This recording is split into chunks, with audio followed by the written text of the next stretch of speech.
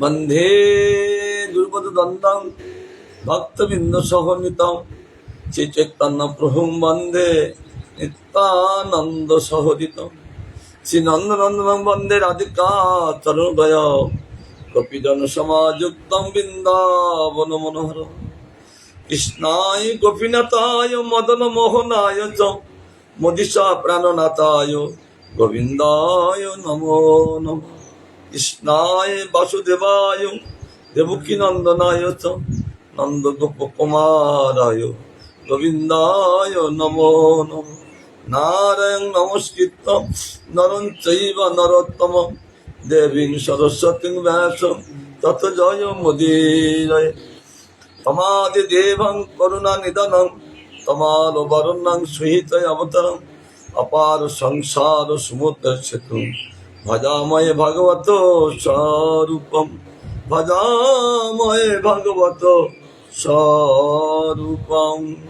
যাই হোক, গুরু বৈষ্ণব ভগবান প্রসন্ন হন, আমাদের সেবা গুরু বৈষ্ণব ভগবানের প্রীতিনিবৃত্ত হোক। আমাদের আস্বাদন চলছেন চতুর্থ স্কন্ধ। চতুর্থ স্কন্ধ হলেন ভগবানের বাম দাদা সঙ্গে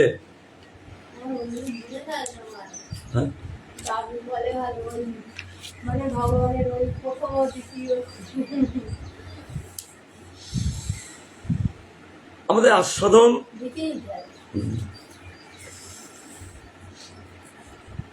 সুন্দর করে পুরাণে এই গ্রন্থ হইল পূর্ণেশ্বর শ্রীমদ্ ভাগবতম। 18টা পুরাণের মধ্যে এই ভাগবত পুরাণ হইল সর্বোত্তম। এতে শুধু সার, এতে শুধু সার, এতে অসার বলতে নাই। সর্ববেদান্ত সারংহি ভাগবত মিশ্যতে তৎরসামৃত তৃপ্তস্য নান্যত্র সারপ্রসিদ্ধ। এই বেদান্ত সার, এই গ্রন্থ এমন একটি তো অসার বলতে নেই। এই ভাগবত রস যিনি পান করেন তার আর অন্য কোনো রসের পান করার রুচি থাকে না। রসমালয়ম ভক্তগণ এই রসমালয়ম নিরন্তর পান করেন। কতদিন? যতদিন জগতে বেঁচে থাকে ততদিন এই পান করতে থাকে। তাই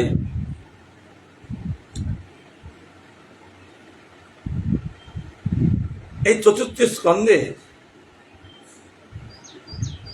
বর্ণনা চলছেন বিদুর মৈত্র সংবাদ। ভগবান যখন 125 বছর লীলা করে যায়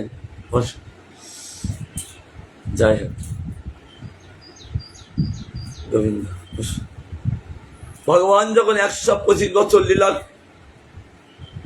করে যখন চলে গেলেন, আর বিদুরকে সেই ভাগবত কথা শোনাবার জন্য সমস্ত ভাগবত তত্ত্ব বিদুরকে তিনি বলেছিলেন। সে মৈত্র ঋষি, ভগবান বলেছিলেন যে মৈত্র তুমি এখানে অপেক্ষা করো, যথাসময়ে আমার বিদুর আসলে তুমি ভাগবত শোনাবা। ভগবান বলছেন আমার বিদুর, কারণ তিনি মান্ডব্য ঋষির অভিশাপে তিনি এখন দাসী পুত্র হয়ে অবস্থান করছেন। প্রায় 100 বছর পূর্তি, 100 বছর তিনি দাসী পুত্র হয়ে জন্মগ্রহণ করেছেন। আর আমার বিদুরকে আমার এই রসময় বস্তু তাকে তুমি পান করিও। মৈত্র ঋষি অপেক্ষা করছেন কখন বিদুর আসবেন, কখন বিদুর আসবেন। যত সময় বিদুর আসলেন, আর এই ভাগবত মানে তোমার জন্য ভগবান আমাকে বলে গেছে, আমি তোমার জন্য অপেক্ষা করছি। যে ভাগবতময় কথা ভক্তকে বলার জন্য বলবে বলে উৎকণ্ঠা হয়ে বসে আছেন মৈত্র ঋষি প্রময় হয়ে। এমন সময় ভগবত ইচ্ছা বিদুর ঋষি গেলেন। বিদুরকে পেয়ে মৈত্র ঋষি এত আনন্দিত যে আজ এই সেই বিদুর, আমি বিদুরকে আমার শ্রীমৎ ভাগবত কথা শ্রবণ করাবো। তাই বলছেন, বিদুর শোনো, শ্রীমৈত্রবাচ মনস্থ শতরূপায়াং তিৎস কন্যাস্য জঙ্গিরে আকতি দেবতস্য অত শ্রুতি দিতে বিশ্বতা।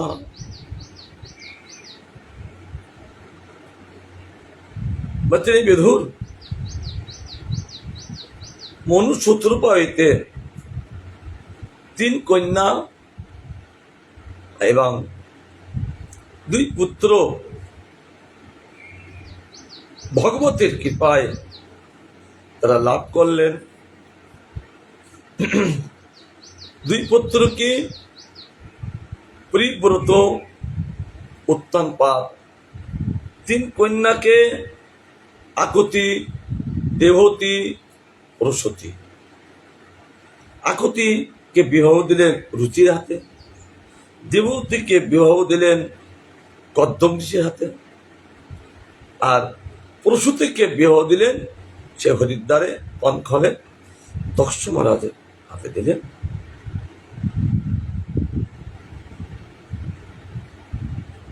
সব মা ভাগবত পুত্র ভগবান দান করেছে। ভগবান যে পুত্র দান করেন মা ভাগবত হয়।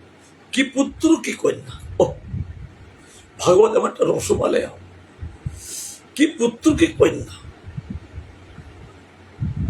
আর পুত্র কন্যাদেরকে তিনি ভগবত প্রসাদ জ্ঞানে তারা দর্শন করতেন। ভগবত ইচ্ছায় যেসব পুত্র পাওয়া হয় মা ভাগবত হয়। আর এই আকতিকে যখন বিবাহ দিলেন, তার ধর্মে ভগবান যজ্ঞ ভগবান তিনি পুত্র রূপে আবির্ভূত হলেন। দেবতীকে বিবাহ দিলেন, তার গর্ভে কপিল ভগবান আবির্ভাব। আর পুরুষোত্তমকে বিবাহ দিলেন, তার গর্ভে সতী দেবীর আবির্ভাব।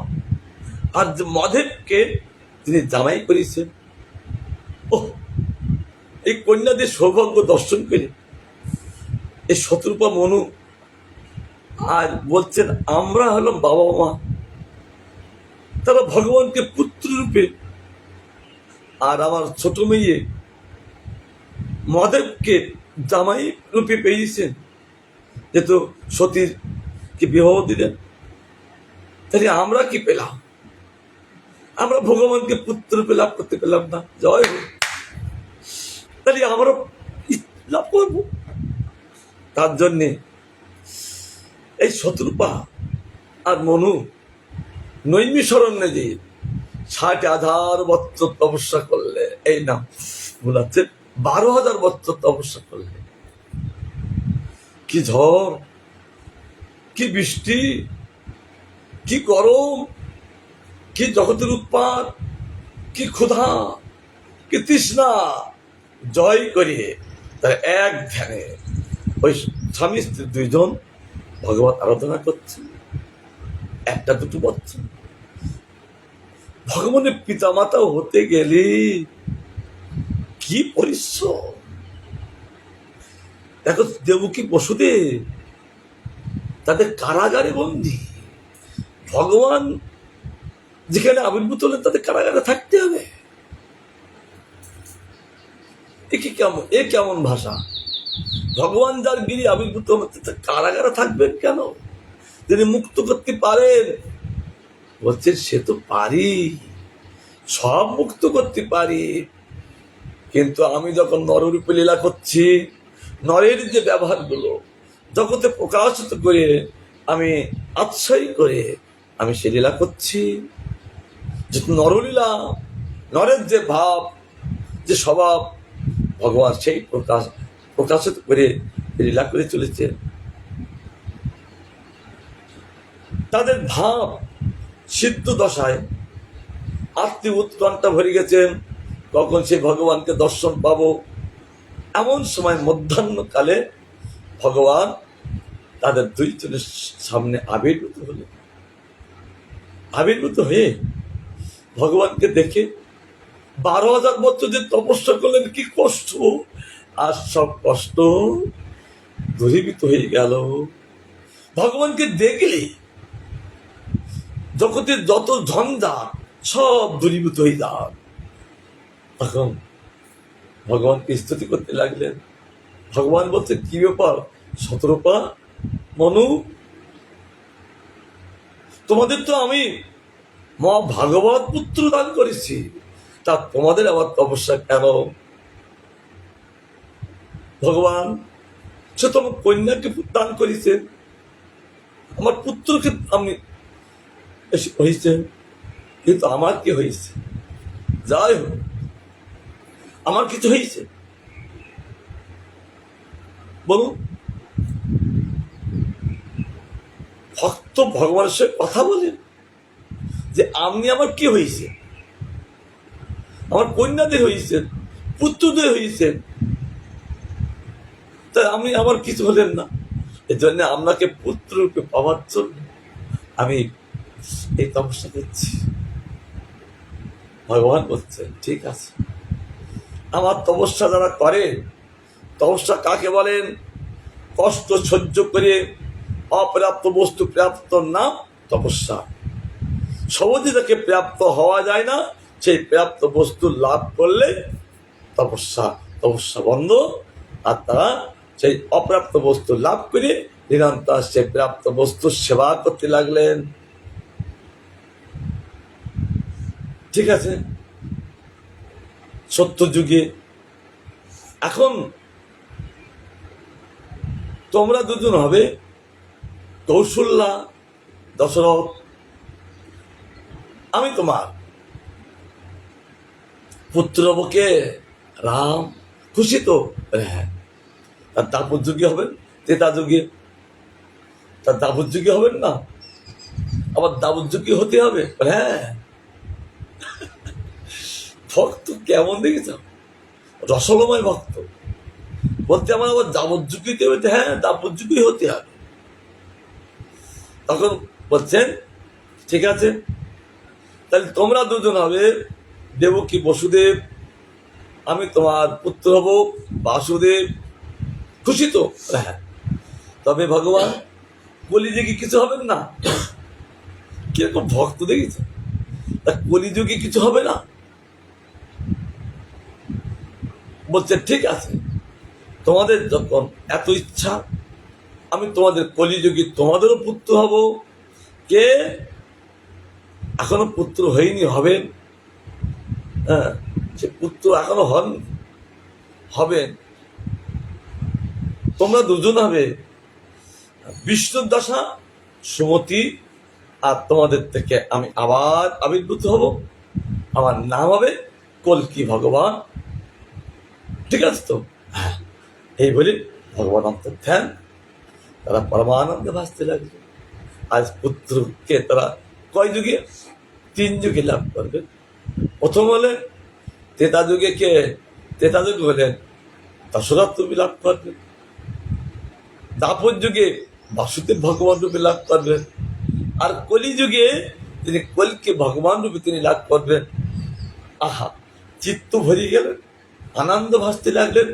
হ্যাঁ ভগবান, এইটা আমরা উচিত, তাদের হচ্ছেন, আমারও হবেন না কেন? ওহ, তারা পরমানন্দে ভাসতে লাগলেন। তাই বলছেন আবির্ভূত হয়।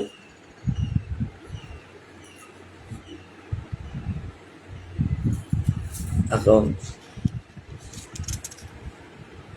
বলছেন প্রজাপতি রুচির এই দ্বাদশটি দহিত্রী স্বয়ম্ভব মন্বন্তরে তুষিত নামের দেবতা হইয়াছিলেন। মন্বন্তর মন দেবতা, মনুপুত্র, দেবরাজ, ইন্দ্র, সপ্তর্ষি, এই 6 প্রকার হরির অংশবতার। এই স্বয়ম্ভব মন্বন্তরে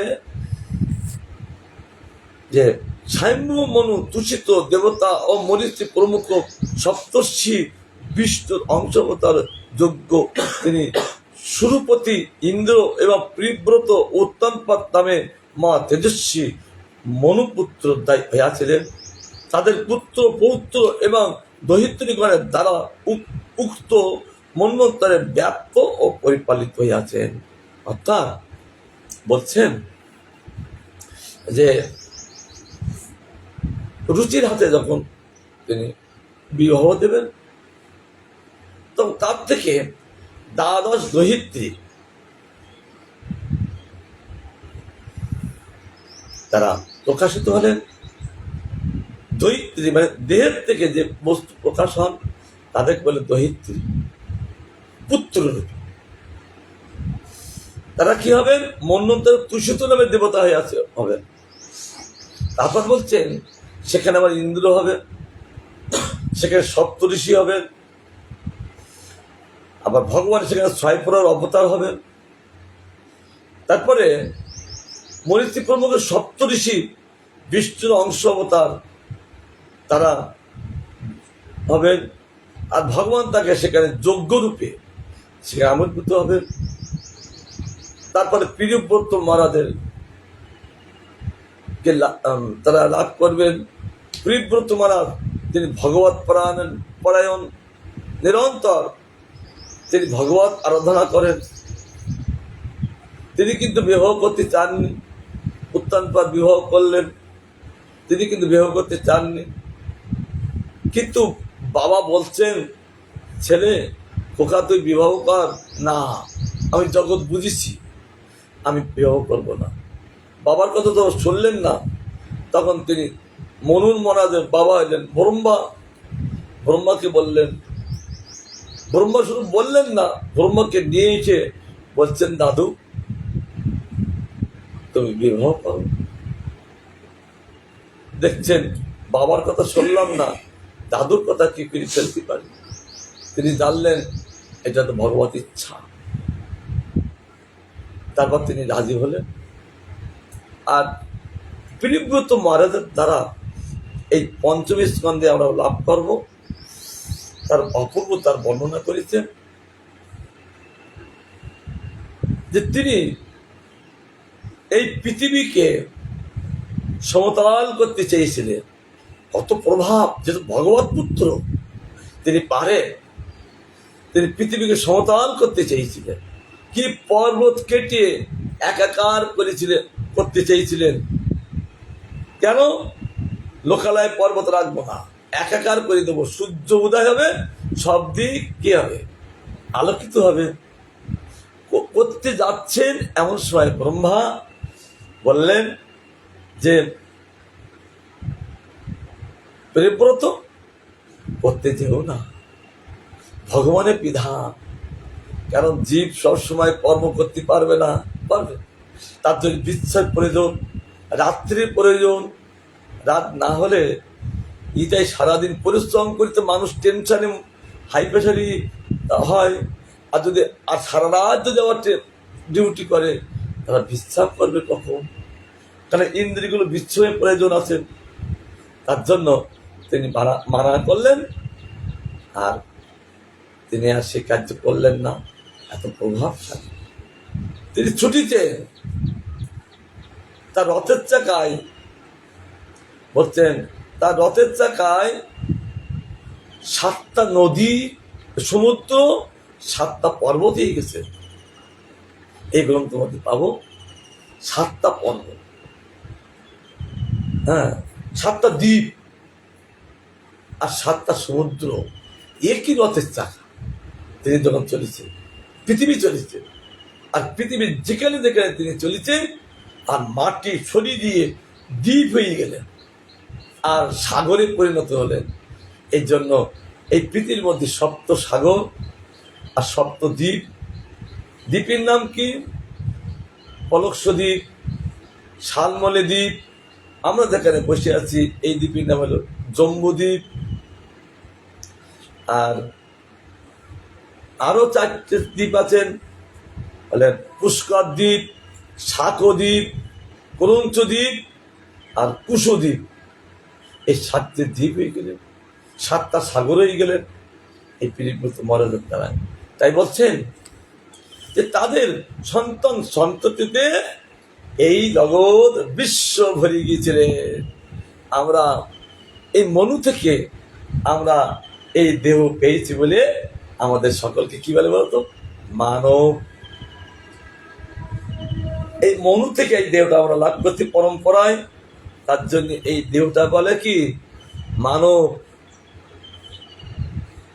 আর একটা কি বলেন? মানুষ। মানুষ শব্দের অর্থ হলো যে মনুষ্য। মনুষ্য কাকে বলেন? ভালো মন্দ, ন্যায় অন্যায় এই বিচার ক্ষমতা যার মধ্যে আছেন তাকে বলে মনুষ্য। আর এই বিচার ক্ষমতা যার মধ্যে নেই সে তখন মনুষ্য সংজ্ঞা থাকবেন না, থাকবেন হলেন কি পশু। সেটা 4 পেয়ে পশু, আর এটা হবেন কে 2 পেয়ে পশু। আর এই মনুষ্য, এই ভাব যাদের থাকবেন তারা হবে মনুষ্য। ভালো মন্দ ন্যায় অন্যায় বুঝতে পারেন, তারা খারাপটা ছেড়ে দিয়ে ভালোটা গ্রহণ করেন, কি তারা গুরুপদবত্ব আশ্রয় করে তারা ভজন করতে থাকে। এই হলো মনুষ্যত্বের লাভ। আর যারা বুঝে ভালো করে সংসার করছে তাদেরকে মনুষ্যত্ব বলেননি। মনুষ্যত্ব লক্ষণ হলেন যে ভগবত যারা আর সব জগৎ বলতে গেলেন, সব নিচে উপরে দেখলেন, বুঝতে পারলেন এরা ভগবতময় জগৎ। তাহলে ভগবতময় জগৎ যদি থাকতে গেলে কিভাবে থাকতে হবে? তাহলে তার আরাধনা করতে হবে। তাই তিনি সংসার ছেড়ে দিয়ে এই ভগবান আরাধনা করেন, আর তিনি পরমানন্দে ভাসতে লাগলেন। তাকে বলে মনুষ্য। বোঝা গেল? এখন মাধ্যমিক ভাগবতের তো কোনো রসময় কথা। এরকম করে পড়াশোনা করতে হবে, এরকম করে আস্বাদন করতে হবে যে শ্রীমৎ ভাগবতের আস্বাদ্য বস্তু, অন্যান্য বস্তু, অন্যান্য গ্রন্থ যত না আস্বাদ্য আছেন, এই শ্রীমৎ ভাগবত এলেন রসময় আস্বাদ্য।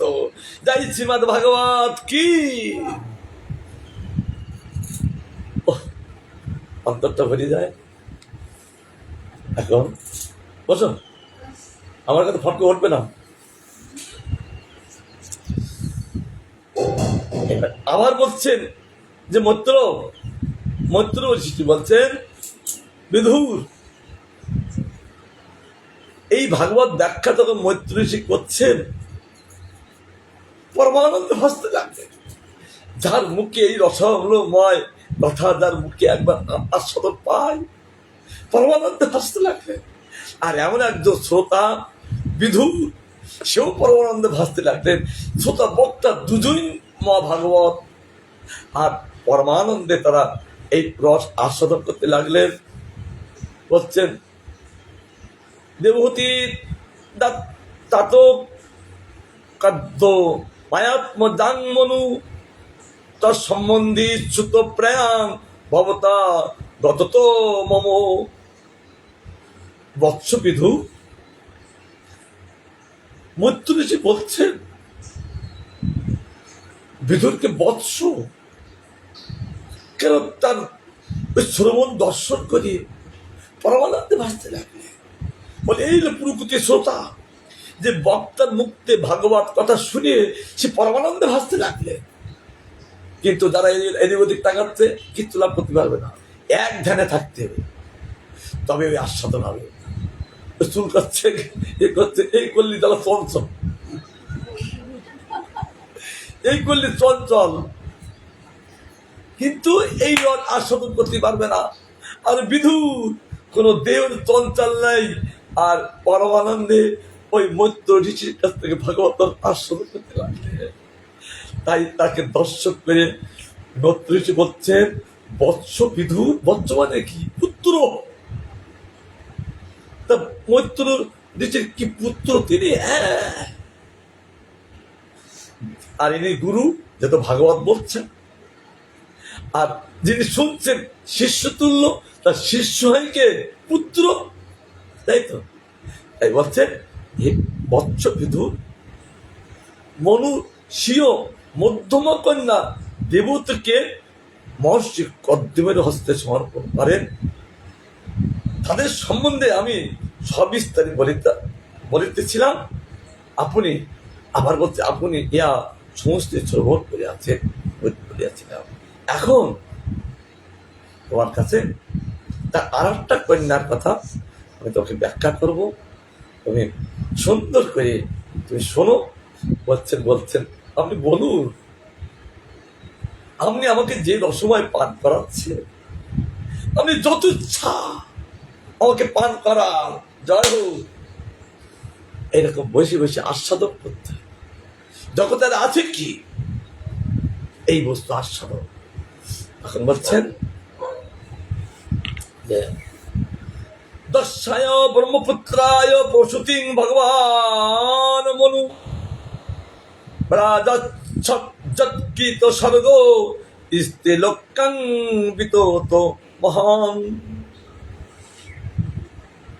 ঐশ্বর্যবান মনু কনিষ্ঠা কন্যা প্রসূতিকে ব্রহ্মনন্দন দর্শকে সম্প্রদান করলেন। অর্থাৎ তাকে দিলেন বাবা যেন বিবাহ সময় সম্প্রদান করে কি, যে ছেলেটাকে বলে দেখো, মেয়েটার হাত ধরে, ছেলেটার হাত ধরে, দেখো আজ আমার এই কন্যাকে তোমার হাতে তুলে দিচ্ছি। এই কন্যা আজ থেকে আমার আত্মীয় স্বরূপ। এই জন্য মেয়েরা বাবার বাড়ি যায় আত্মীয় স্বরূপ, আর তিনি চিরদিনের জন্য বাবা মার না, তার চিরদিনের জন্য কার? ওই ছেলেটার। তার জন্য বাবা সম্প্রদান করে দেয়, দেখো এই আমার এই কন্যা চিরদিনের জন্য তোমার হাতে সমর্পণ করলাম, সময় তো চিত্তে একে তুমি পালন করো। বাবা একটু নিশ্চিন্ত হয়ে যান যে আমার পুত্র লাভ, কন্যা পুত্র ধন। পুত্রটা ধন, কার ধন? পিতার ধন। কন্যা একটা পুত্র ধন, পুত্র একটা ধন। যেহেতু তারা ভগবান থেকে এই ধন লাভ করেছেন, তার জন্য বলছে এই ধন আমি তোমার হাতে সমর্পণ করলাম। তাই বলছেন সম্প্রদান করেন। তাদেরকে মহান বংশ দ্বারায় ত্রিলোক পরিব্যাপ্ত আছে। কন্যার দ্বারাই পরিব্যাপ্ত। আগে দুই কন্যাকে বলেছেন, আর এখন বংশ বিস্তার করা কথা বলছে। এইবার তখন নাটক আরম্ভ হবে, তাই তো। আগে কি হয়? সূচনা, তারপরে হয় নাটক, যাত্রা আরম্ভ হয়। এরপরে তখন তিনি বিশ্লেষণ করে বলবেন,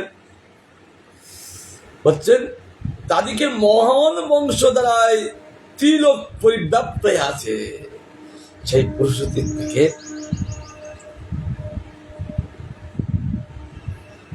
দর্শকে যখন সমর্পণ করলেন, সেখানে তিনি প্রথম 16টা কন্যা, 16টা পুত্রকে তিনি জন্ম দিলেন। সেখানে ধর্মকে দিয়েছিলেন 13টি। তাহলে কটা থাকলো 16টার থেকে? 3টি। একটা দিয়েছিলেন, ছোট কন্যাকে দিয়েছিলেন সতীকে মদের ভাতে, আর দুটো কন্যা আর দুই হাতে তুলে দিয়েছিলেন আনন্দ সাগর। এক সময় কি তিনি একটা যজ্ঞ করছেন, কে? দক্ষ মহারাজ। সেখানে মহাদেব আছেন, ব্রহ্মা আছেন, বিষ্ণু আছেন, ব্রাহ্মণগণ আছেন, ঋষিগণ আছেন। ঋষিগণ ব্রাহ্মণগণ যজ্ঞ করতে বসে আছেন। এমন সময় ওই দক্ষ মহারাজ এসে গেলেন। এক হিসেবে এই শিব হলেন বড় ভাই, আর এই দক্ষ হলেন ছোট ভাই। এখন সেই বড় ভাইকে তিনি কি করলেন, সতীকে বিবাহ দিয়ে এখন বড় ভাইকে কি রূপে লাভ করলেন, জামাই রূপে।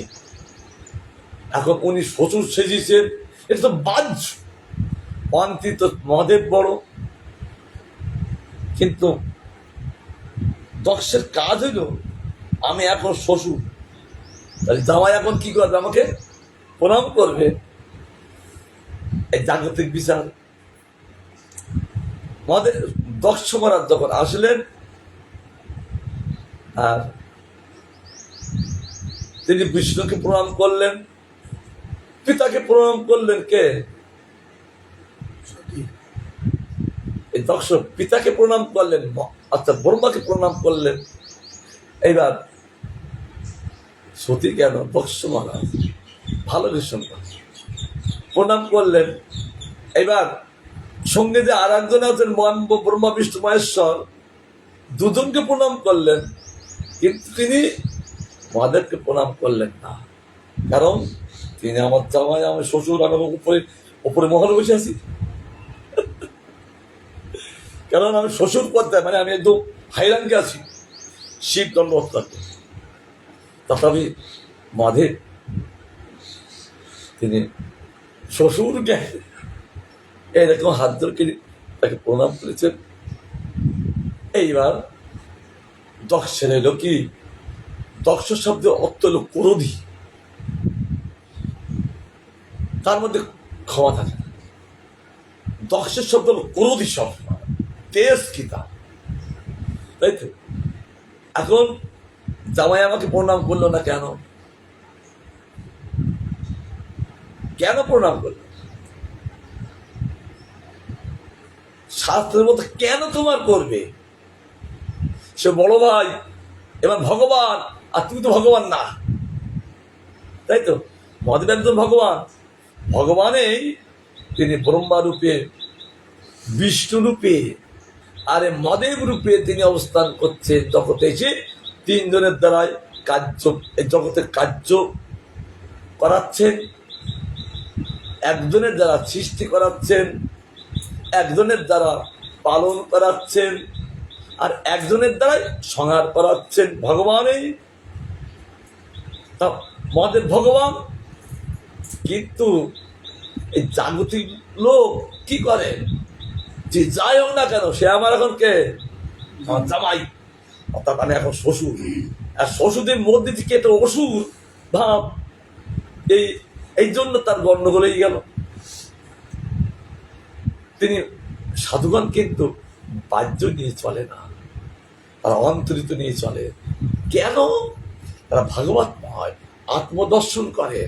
আর এই জগতে তো সম্বন্ধ যত পরিচয় তো বাহ্য পরিচয়, সাধুগণ আত্মদর্শন দর্শিত, তারা ভূত ভবিষ্যৎ বর্তমান তারা সব বুঝতে পেরে তারা সেইভাবে চলে।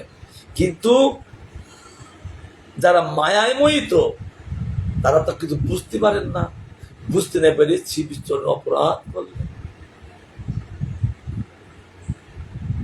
এবার রাগ, জামাই আমাকে প্রণাম করলেন না কেন, সেইখানে সেই সবাই মহাদেবকে খুব নিন্দা করলেন, বিরাট নিন্দা। কিন্তু সাধু কি জানেন তো, তারা নীরবে সয়ে যায়। সহনশীল প্রতিমূর্তি আমার শ্রীমতী রাধারানী, আজ এত বড় সহনশীল আশা করে কোন নারীদের নাই, কোন পুরুষদের নাই। তাই বহুপদ মুক্তকান্তে গান করছেন যে যারা ভজন করবে তারা আগে সহনশীল হবে। শত লাঞ্জনা, শত গঞ্জনা, যত আপদ, যত বিপদ আসুক না কেন, হরিবচন ছাড়ব না। তার প্রতিমূর্তি আমার শ্রীমতীকে রাধা রানী, তার কত শত লাঞ্জনা, কত গঞ্জনা, কত আপদ, কত বিপদ, তিনি গোবিন্দ ভজন থেকে বিরতি হননি। আর এই প্রচেষ্টা দেখে গোবিন্দ এত প্রসন্ন, এবার তাকে রক্ষা করার জন্য প্রতি পদে পদে গোবিন্দ তার সেবা করে চলেছে, সুযোগ দিয়েছেন, গোবিন্দ ভজনের সুযোগ দেয়। আমরা যদি গোবিন্দ ভজন করতে চাই, আর গোবিন্দ ভজনের ভগবানে তিনি আমার সুন্দর করে একটা ব্যবস্থা করাবে। আমরা তো একটু কিছু হলে যেমন অধৈর্যই পড়ি, আর ভগবান আমার তার গোবিন্দ সেবার জন্য সুযোগ দেয় না। যখন আমরা সই যাব, গোবিন্দকে ছাড়ব না, আর তখন গোবিন্দ ভজন করার জন্য ভগবানই আমার সুযোগ দেয় তার নিজ সেবা, তার কাছে সেবা নেওয়ার জন্য। ভগবান বলছেন এই হেন ব্যক্তির আমি নিজের সেবা নিয়ে তাকে চিরদিনের জন্য সুখী করব। তার জন্য এই সেবা করার সুযোগ কে করেন?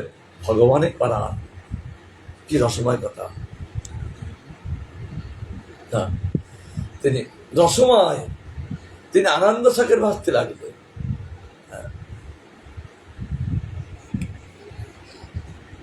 তিনি আনন্দ সাগরে ভাসতে লাগলেন।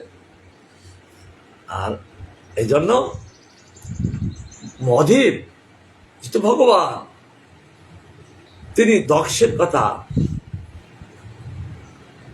তিনি ভ্রুক্ষেপ করলেন না, তার কথা কর্ণে নিলেন না।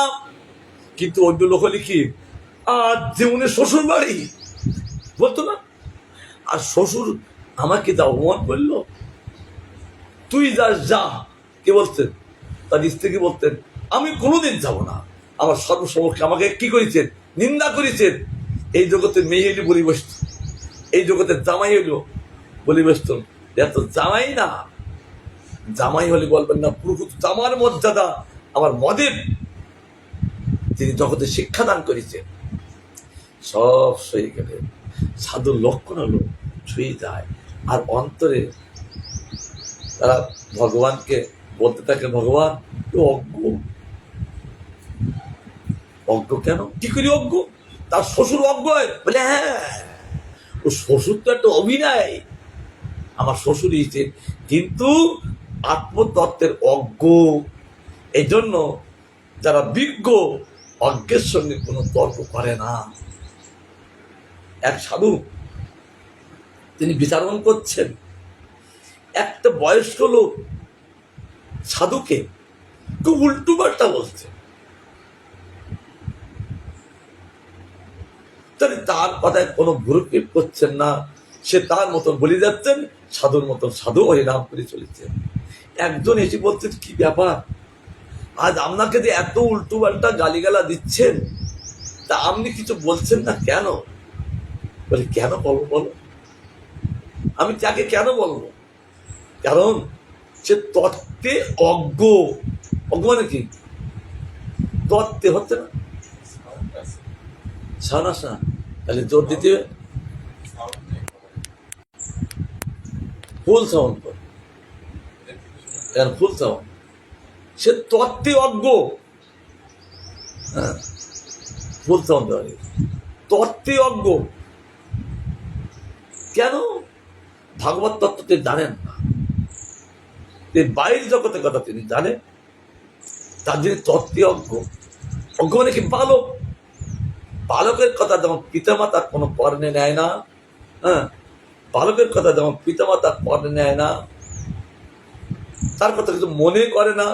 কারণ বালক মা বাবাকে উল্টো পাল্টা বলেন, মা বাবা কি তার কথা রাগ করে না? কারণ অজ্ঞ। অজ্ঞ মানে বালক। তারপর কি করি, ও তো 50 বছর বয়স, কি করি বালক হয়? বলে মানসিক হিসাবে বয়স হতে পারে, কিন্তু শাস্ত্রে বলতেন তত্ত্বে অজ্ঞ। তখন সেই ব্যক্তি বলছেন এই তো মহাভাগবত। মহাভাগবতের লক্ষণ হলে তার কথা কোনো কর্ণে নেয় না, পরমানন্দে ভাসতে থাকে। তাই বলছেন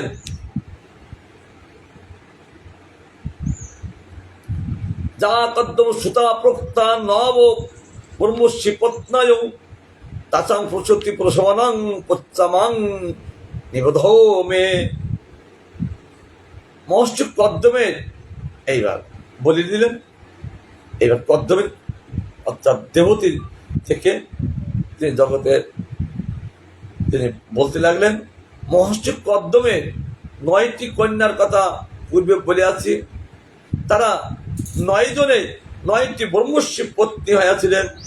এখন আমি পুত্র পৌত্রাদিক্রমে তাদিগের বংশ বিস্তার বর্ণন করতেছি, তুমি শ্রবণ করো। আচ্ছা, ওটা হচ্ছে না, হয়তো হ্যাঁ, এখন বংশ বিস্তার বর্ণন করতেছি, শ্রবণ করুন। পত্নী মরিতেস্ত কলা সুশিবে কদ্মমাত্মদা কশ্যমা পূর্ণিমানঞ্চ জয়রা প্রীতং জগৎ। বলতে লাগলেন, মরিচির পত্নী কদ্দম দহিতা কলা কশ্যপ এবং পূর্ণিমা নামে 2 পুত্র প্রসব করেন। সে মরিচির পত্নী কদ্দম দহিতা কলা কশ্যপ আর পূর্ণিমা নামে 2 পুত্র প্রসব করেন। এই 2 জনের বংশ দ্বারা জগৎ পরিপূর্ণ হয়ে আছেন মরিচির থেকে। মরিচি হলেন ব্রহ্মার পুত্র, মানে বংশ বিস্তার করছেন, তো সেখানে ব্রহ্মার পুত্র। আর মরিচির পত্নী হলেন কদ্দম দহিতা। কদ্দম দহিতা মানে কি? কন্যা। বাহ, কদ্দম দহিতা শব্দ হল কদ্দম ঋষির কন্যা। তিনি বিবাহ করলেন, 9টি কন্যাকে আলাদা আলাদা ঋষির হাতে বিবাহ দিলেন। মরিচির হাতে একটা কন্যা দিলেন, তার নাম হলেন কলা, কন্যার নাম কলা। আর এই কলার থেকে কশ্যপ আর পূর্ণিমা নামে 2টি পুত্র। এই 2 জনের বংশ দ্বারা জগৎ পরিপূর্ণ হয়ে আছে। এবার আর একটা কন্যাকে হাতে দিলেন, পূর্ণিমা শুদ্ধ বিরজং বিশ্বধ্বংস পরন্তপ দেব কল্যাণ হরে পাদ সৌসৎ যাভূত শরীর দিভ। হে পরন্তপ বিদুর, দেখবেন পরন্তপ শব্দের অর্থ হল ভগবত কথা সত্য। তিনি তার শরীরটা গরমই থা। যেমন রূপগোষ্ঠীপাদ, তিনি বিদগ্ধ মতম নাটক, ললিত মতম নাটক তিনি যখন লিখছেন, আর ওই যে লীলা দেখছেন, সাক্ষাৎভাবে তিনি লিপিবদ্ধ করছেন, আর শরীর উত্তপ্ত হতে লাগলেন। আর ওই গাছের যে কদম ফুলের পাতা গায়ে পড়ছেন, সঙ্গে সঙ্গে ভস্ম হয়ে যাচ্ছে, শরীর এত উত্তপ্ত কেন? ভগবত চিন্তায় এত বিভোর, শরীর তখন গরমেই যাচ্ছে। তাই বলছেন, এই ভগবত কথা আমার বিধুর এমন ভাবে শুনছে, আর পরন্তপ শ্রেষ্ঠ তাপ তিনি গ্রহণ করছে এই বিধুর। কারণ ভগবত কথা তার অসময়ে এমন ভাবে শুনছেন, বাহ্যে তার উত্তপ্ত হইতে, অন্তরে তিনি সেই লীলা দর্শন আর সেই লীলা দেখে পরমানন্দ ভাসতে লাগলেন।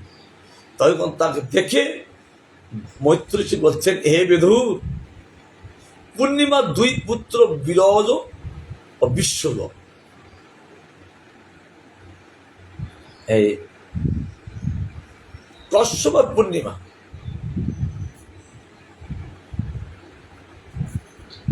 এই পুত্র প্রথম পুত্র থেকে কি হলে 2টো সন্তান বিরজ বিশ্বল। এত ভিন্ন দেবকল্যা নামে তার আরেকটি কন্যা জন্মিয়াছিল। তাহলে পূর্ণিমার 2 পুত্র 1 কন্যা হল। এই কন্যায় জন্মান্তরে শ্রীহরির পাদপক্ষণ হইতে এই জগতে স্বর্গ নদীর শরীর পরা গঙ্গা রূপে উৎপন্ন হইয়াছিলেন। জয় হোক। এই যে কন্যা দেবকুল্লনা, ইনি পরবর্তীতে তিনি শ্রীহরির পদবৎসল হয়েছিলেন। তাতে জগতে তিনি স্বর্গনদী, স্বর্গনদী কেন বললেন? এই নদী ছিল স্বর্গে, তারপর আলে মর্তে, তারপর গেলেন পাতালে। তিন নামে তিনি অবস্থান করছেন। এখানে এলে ভাগীরথী গঙ্গা রূপে, সেখানে আছে মন্দাকিনী রূপে, তলে আছেন তিনি অলকানন্দা রূপে। একই দেবী, আলাদা আলাদা নাম প্রকাশ করে। তাই বলছেন বেদুর সে গঙ্গায় তিনি শরীর বর্ণা বরা, অর্থাৎ শরীর বরা মানে শ্বেত, শ্বেত মানে সাদা রূপে তিনি গঙ্গা রূপে এই উৎপন্ন হয়েছিলেন।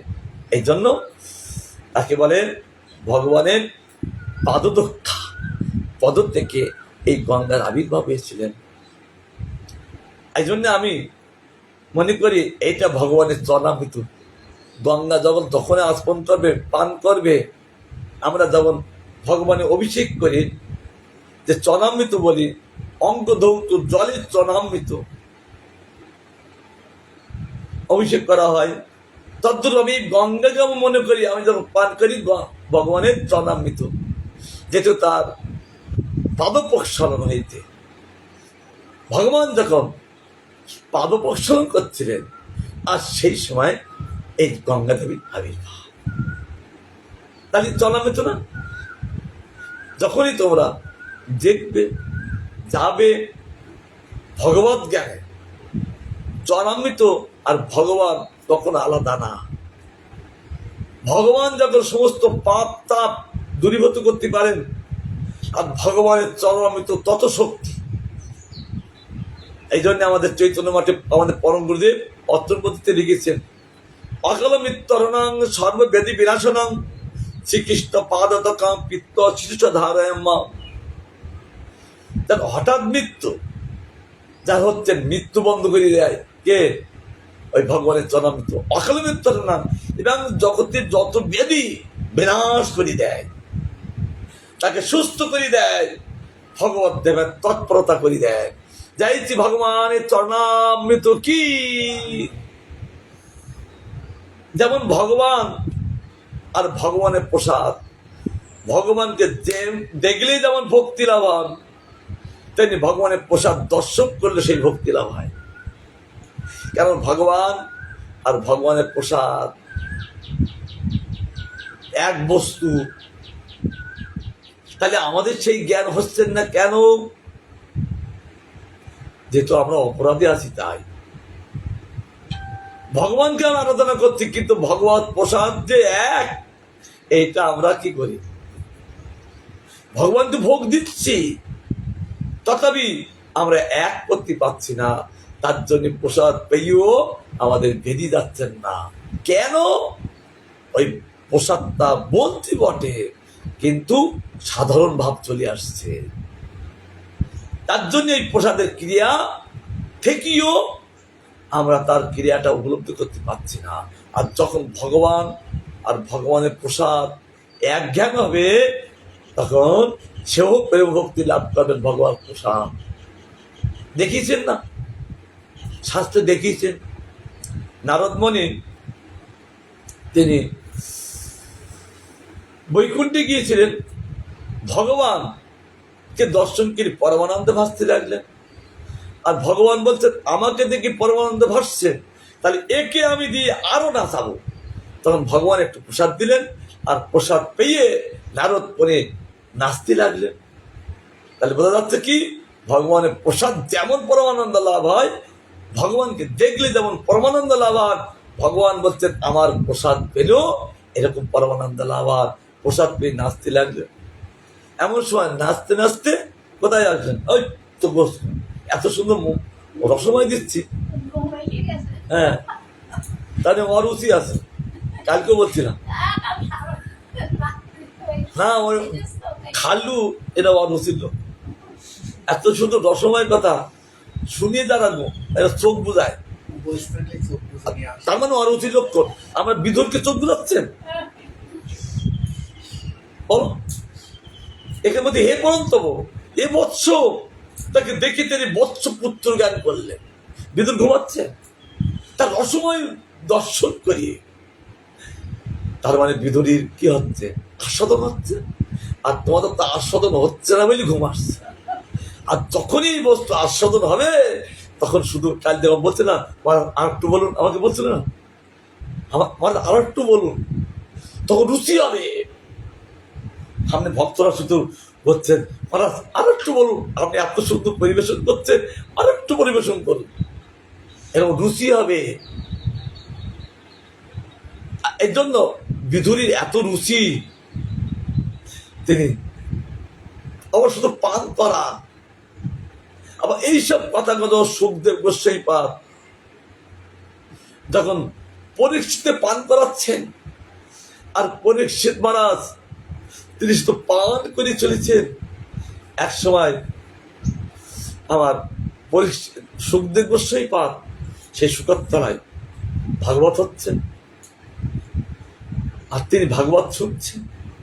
একটু পরীক্ষা করার জন্য পরীক্ষিত 4 দিন 4 রাত হয়ে গেছেন, তাই এখন একটু বিশ্রাম দেই। কারণ আমরা যখন অনেক সময় বসে থাকি, কি হয়, ক্ষুধা লাগে, তৃষ্ণা লাগে, বাহ্য কীর্তি লাগে, তাহলে এগুলো সেরিয়ে এসো, তারপরে আবার হরিকথা হবে।